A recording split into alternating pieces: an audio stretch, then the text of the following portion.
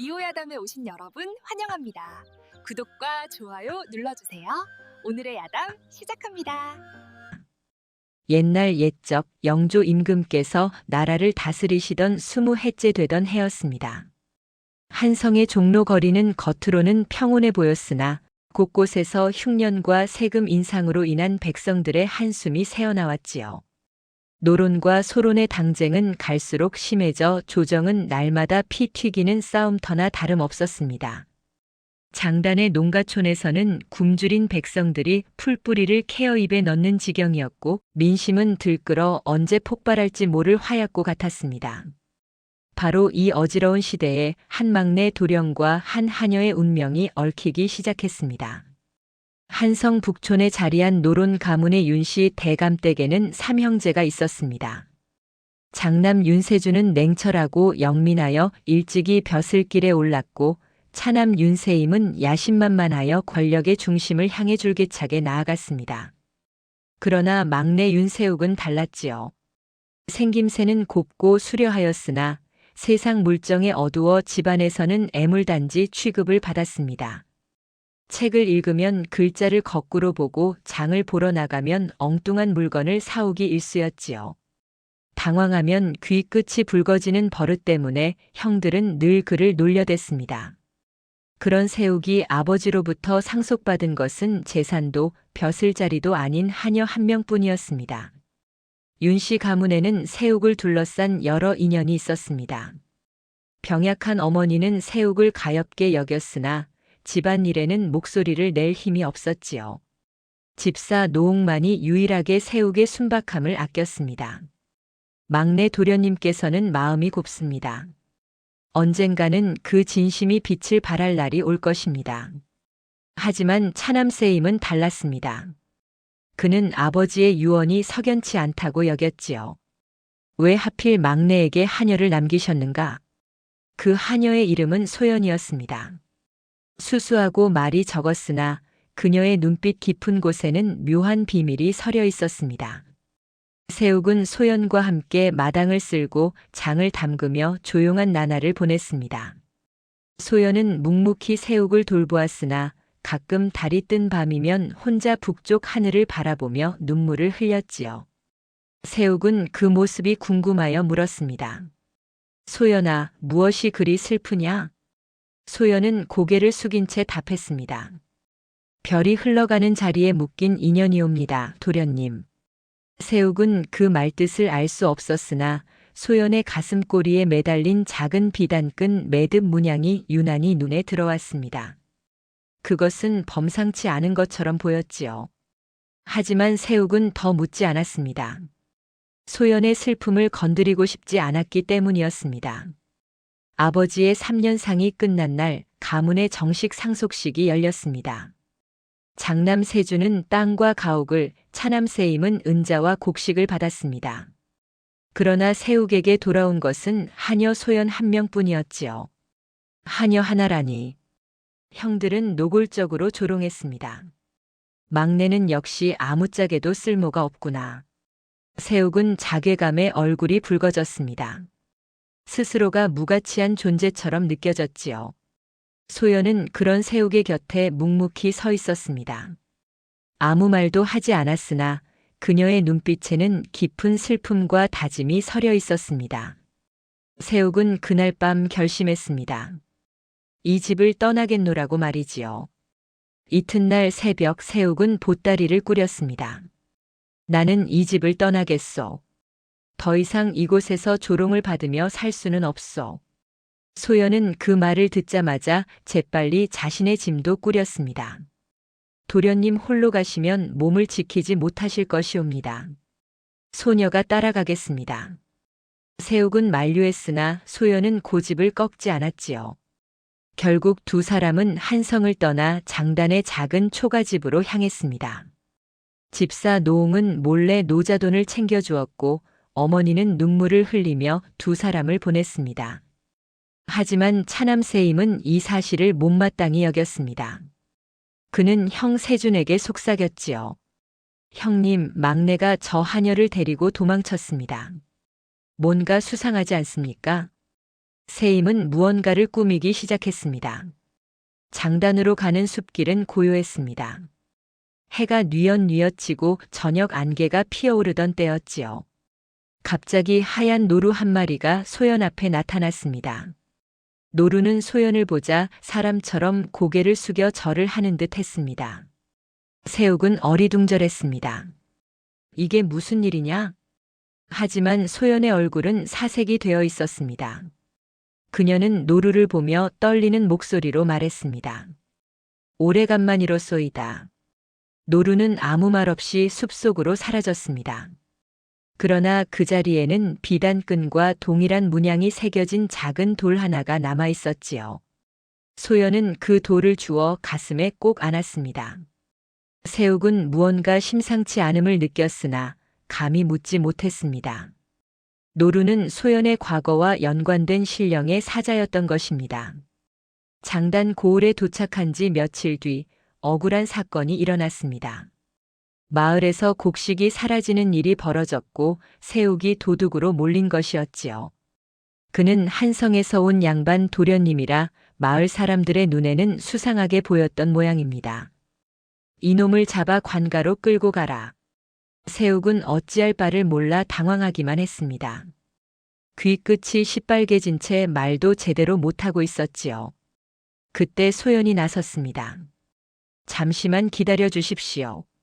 도련님께서는 결코 도둑이 아니옵니다. 소연은 차분하게 현장을 살피더니 진짜 도둑의 흔적을 찾아냈습니다. 그녀는 글을 읽을 줄 알았고 땅의 자국을 보며 사람의 발자국을 구분할 줄 알았습니다. 결국 진범이 잡혔고 새옥은 풀려났습니다. 새옥은 자신이 얼마나 세상 물정에 어두운지 절감했습니다. 그날 밤 새옥은 소연이 촛불을 켜고 책을 읽는 모습을 목격했습니다. 소연아, 내가 어찌 글을 읽을 줄 아느냐? 소연은 깜짝 놀라 책을 덮었습니다. 송구하옵니다, 도련님. 아니, 송구할 것 없다. 다만 어찌 하녀가 이런 것을 배웠느냐? 소연은 한참을 머뭇거리다 답했습니다. 소녀는 어릴 적 궁에서 자랐사옵니다. 궁이라니? 더 이상은 말씀드릴 수 없사옵니다. 새옥은 그 순간 깨달았습니다. 소연이 단순한 하녀가 아니라는 것을 말이지요. 그녀는 풍수지리를 알았고 별자리를 읽었으며 글을 읽고 쓸 줄 알았습니다. 새옥의 마음속에 소연에 대한 경외와 호기심이 싹트기 시작했습니다. 시간이 흐르며 새옥은 점점 소연에게 의지하기 시작했습니다. 소연은 언제나 한 걸음 뒤에서 새옥을 돌보았습니다. 그러나 그녀의 눈빛에는 말하지 못한 그리움이 담겨 있었지요. 어느 날 밤 비가 부슬부슬 내렸습니다. 새옥은 처마 밑에서 비를 바라보고 있었고 소연은 그 옆에 서 있었습니다. 소연아, 손이 차구나. 새옥은 무심코 소연의 손등을 스쳤습니다. 그 순간 두 사람의 심장이 동시에 요동쳤지요. 소연은 황급히 손을 거두었습니다. 송구하옵니다, 도련님. 아니, 내가 송구하다. 두 사람은 더 이상 말을 잇지 못했습니다. 하지만 그날 밤 소연의 가슴 속에는 깊은 내적 갈등이 일었습니다. 신분도 모르는 이 몸이 감히 도련님께 마음을 두어선 안 되옵니다. 소연은 그렇게 스스로를 다잡았으나 마음은 이미 흔들리고 있었습니다. 어느 날 밤 차남 새임이 사주한 자들이 새옥을 습격했습니다. 막내 도련님은 가문의 수치다. 없애라. 칼을 든 자객들이 초가집을 둘러쌌습니다. 새옥은 싸움을 할 줄 몰랐기에 금세 중상을 입었지요. 소연아, 도망가거라. 새옥은 피를 흘리며 쓰러졌습니다. 그 순간 소연은 금기를 깨기로 결심했습니다. 소연은 하늘을 향해 두 손을 모았습니다. 그러자 달빛이 그녀의 손끝에 모여들었고 그 빛은 새옥의 상처를 감쌌습니다. 자객들은 그 광경에 겁을 먹고 도망쳤지요. 하지만 소연은 봉인된 능력을 사용한 대가로 생명력이 크게 소모되었습니다. 도련님 부디 살아계셔야 하옵니다. 소연은 그렇게 중얼거리며 쓰러졌습니다. 새옥은 죽음의 문턱에서 돌아왔으나 소연은 사흘 동안 깨어나지 못했습니다. 세욱은 소연을 간호하며 그녀의 품에서 떨어진 비단끈을 보았습니다. 그 문양이 낯익었지요. 마침 노웅이 세욱을 찾아왔습니다. 노웅은 그 문양을 보자 얼굴이 굳었습니다. 도련님, 이것은 왕실의 은밀한 혈통의 증표입니다. 왕실이라니 무슨 말씀이십니까? 이 문양은 폐쇄자의 혈육만이 지닐 수 있는 것입니다. 세욱은 믿을 수 없었습니다. 하지만 소연이 깨어나자 그녀는 드디어 진실을 고백했습니다. 소녀는 왕실에 숨겨진 막내딸이옵니다. 폐쇄자의 유일한 혈육이지요. 그렇다면 어찌하여 하녀로? 폐쇄자께서 영모로 몰려 돌아가신 후 소녀는 목숨을 부지하기 위해 신분을 숨겨야 했사옵니다. 선친 대감께서 소녀를 거두어 주셨고 도련님께 소녀를 부탁하신 것이옵니다. 세욱은 그제야 모든 것이 이해되었습니다. 아버지의 유언은 단순한 상속이 아니었던 것입니다. 세욱은 더 이상 무력하고 순진한 막내가 아니었습니다. 소연을 지키겠소. 무슨 일이 있어도 말이오. 그의 눈빛이 변했습니다. 당황하면 붉어지던 귀끝은 이제 단단해진 결의로 붉어졌지요. 소연은 그런 세욱을 보며 마음을 열기 시작했습니다. 도련님, 소녀는 두렵사옵니다. 하지만 도련님과 함께라면 어떤 시련도 견딜 수 있을 것 같사옵니다. 두 사람은 서로를 향한 마음을 조금씩 확인해 나갔습니다. 하지만 그들이 모르는 사이 한성에서는 거대한 음모가 꾸며지고 있었습니다. 차남세임은 소연의 정체를 눈치챘고 이를 이용해 권력을 차지하려 했던 것입니다. 한성으로 돌아온 노웅은 세욱에게 놀라운 사실을 전했습니다. 도련님, 선친 대감께서 남기신 유언에는 숨겨진 조항이 있었사옵니다. 무슨 조항입니까? 소연 낭자를 지키는 자만이 진정한 가문의 상속자라는 것이옵니다. 세욱은 충격에 빠졌습니다. 그렇다면 형님들께서는 재산만을 탐하셨지요. 하지만 선친 대감께서는 진정으로 의로운 자에게 가문을 맡기고 싶으셨던 것입니다. 즉, 하녀 하나만 상속받은 것이 아니라 가문 전부를 맡기려 한 시험이었던 것입니다. 형들은 이 사실을 알지 못했으나 차남세임은 뒤늦게 눈치를 챘습니다. 막내가 모든 것을 가져갈 수는 없다. 세임은 왕실의 소연의 정체를 밀고 하기로 결심했습니다. 사흘 뒤 궁의 나장들이 장단에 들이닥쳤습니다.